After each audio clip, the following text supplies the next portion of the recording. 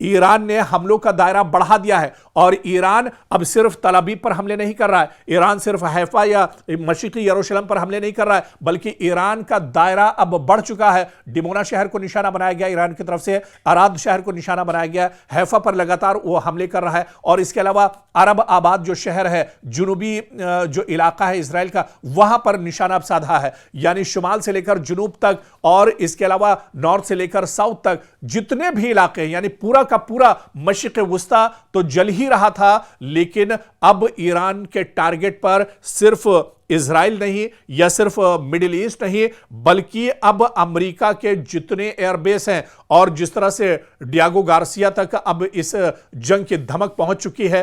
पहली बार ईरान ने 4000 किलोमीटर के फासले पर डियागो गार्सिया पर हमला किया है, जिससे काफी ज्यादा तबाही डियागो गार्सिया पर हुई है। यानी सीधे सीधे ये अमेरिका पर एक तरह से हमला है। डियागो गार्सिया पर ब्रिटेन का भी एयरबेस है, इस वजह से यह मुश्तरका तौर पर बहुत बड़ा झटका है ब्रिटेन के लिए और अमेरिका के लिए। तो ईरान कहीं ना कहीं अब इस जंग में पूरे यानी फुल फॉर्म में एक तरह से उतर कर आ रहा है। ईरान इस वक्त फुल फॉर्म में है और ईरान पूरी ताकत के साथ दरअसल अब यह हमले कर रहा है। और ऐसे में अब पूरी दुनिया की निगाहें इस जंग पर टिकी हुई हैं। लगातार हमलों का दायरा बढ़ रहा है, जंग का दायरा लगातार बढ़ रहा है, जंग अब लगातार बढ़ती जा रही है। जिस जंग के बारे में दावा किया जा रहा था कि 3-4 दिन में जंग खत्म हो जाएगी, ईरान तबाह हो जाएगा, ईरान दुनिया से इसका नक्शा मिट जाएगा, ईरान के अंदर रिजीम चेंज हो जाएगा, उसी ईरान को आप उठाकर देखिए कि कई हफ्ते गुजरने के बाद भी ईरान लगातार इस जंग में डटा हुआ है।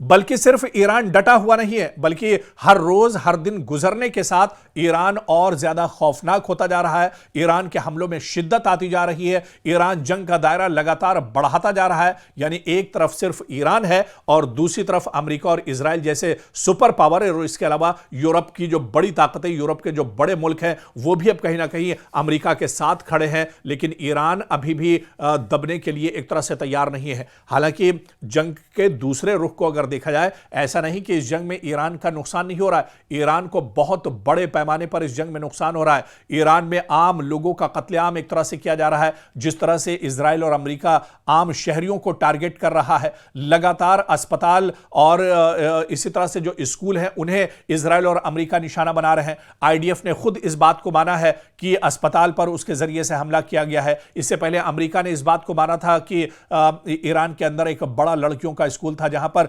200 तालिबात को शहीद कर दिया गया था। तो अमेरिका और इजराइल लगातार आम शहरियों को भी हमले में निशाना बना रहे हैं। आम शहरी बड़े पैमाने पर ईरान में मारे जा रहे हैं, बड़े पैमाने पर तबाही ईरान के अंदर हो रही है। लेकिन ईरान से दरअसल इतनी बड़ी तवक्को नहीं थी कि ईरान इतने बड़े पैमाने पर जवाब देगा, ईरान इतनी मजबूती के साथ ये जंग लड़ेगा, ईरान एक तरह से दुश्मन के दांत खट्टे कर देगा, ईरान दरअसल पीछे हटने पर मजबूर कर देगा अब्राहम लिंकन को। अब्राहम लिंकन जो अबनाए हुर्मुज में दरअसल जंग से 1 महीना पहले ही आकर लंगर डाल दिया था, वो भी अब पीछे हट चुका है। अब अमेरिका के को यहां से समझ में नहीं आ रहा है और इसी वजह से डोनाल्ड ट्रंप ये चाहते हैं कि अब इस जंग का जो दरअसल नतीजा है वो बातचीत से निकलना चाहिए। अब वो चाहते हैं कि बातचीत होना चाहिए। इतना ज्यादा नुकसान होने के बाद इजराइल पूरी तरह से जल रहा है, मशरिक़ वुस्ता पूरी तरह से महफूज नहीं है, मशरिक़ वुस्ता का कोई भी शहर दरअसल अब यहां पर महफूज नहीं है। मशरिक़ वुस्ता के किसी भी शहर में लोग रातों में सो नहीं रहे कि किस वक्त ईरान की तरफ से हमला हो जाएगा, ईरान की तरफ से ड्रोन या मिसाइल आकर उनके शहर में गिरेगा। और इसके अलावा ऐसी ही सूरत हाल, भयानक सूरत हाल इजराइल के अंदर बनी हुई है। बल्कि जिस तरह से डियागो गार्सिया तक यह जंग बढ़ी है, ऐसे में अब इस जंग में और ज्यादा शिद्दत आ रही है। और माहिरीन यह कह रहे हैं कि जिस जंग को 1 हफ्ते और 10 दिन में रोकने की बात कही जा रही थी, वो जंग अब रुकती हुई नजर नहीं आ रही है। कितनी लंबी यह जंग चलेगी, इसके बारे में अभी से यह कुछ नहीं कहा जा सकता है। लेकिन यह जंग जब ही रुकेगी जब ईरान चाहेगा। और ईरान दरअसल ईरान के supreme leader Ayatollah Ali Khamenei और इसके अलावा अली लारिजानी की शहादत या उनकी जो बड़ी लीडरशिप जो शहीद हुई है इस जंग में, उनके बदले के लिए जंग लड़ रहा है। इस वजह से ईरान इस जंग को अब आसानी से रोकने वाला नहीं है और इस जंग में ईरान दरअसल आर पार के मूड में नजर आ रहा है।